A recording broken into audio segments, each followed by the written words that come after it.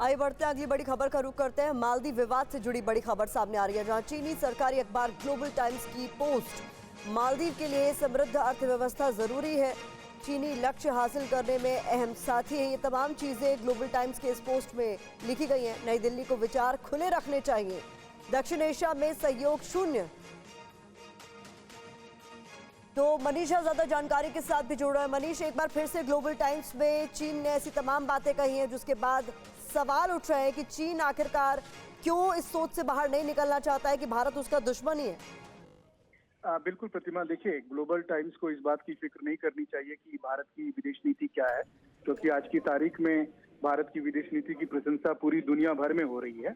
जहां तक मालदीव के साथ सवाल है संबंधों का, तो पूरी दुनिया को ये समझ में आ रहा है कि मालदीव में अचानक जो हालात बन रहे हैं उसका असली वजह ग्लोबल टाइम्स के आका और चीन की सरकार है, जिसकी वजह से मालदीव में ये सब कुछ अचानक देखने को मिल रहा है। वरना ये वही मालदीव है जिसे कोरोना के समय में भारत ने मदद की, या फिर पिछले कई दशकों से अगर आप देखें, और आज की तारीख में भी बहुत सारे मालदीव के लीडर भी मानते हैं कि भारत के साथ मालदीव के संबंध बहुत अच्छे रहने चाहिए।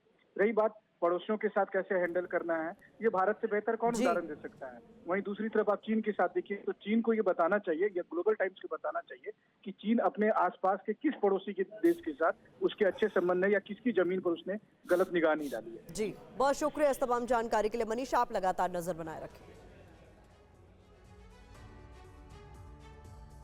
और मालदीव्स को लेकर भारत का सख्त एक्शन सामने आया है। मालदीव्स के हवाई हाई कमिश्नर को समन किया गया। आपत्तिजनक टिप्पणी के बाद उन्हें समन किया गया। हाई कमिश्नर ने विदेश मंत्रालय को दी सफाई।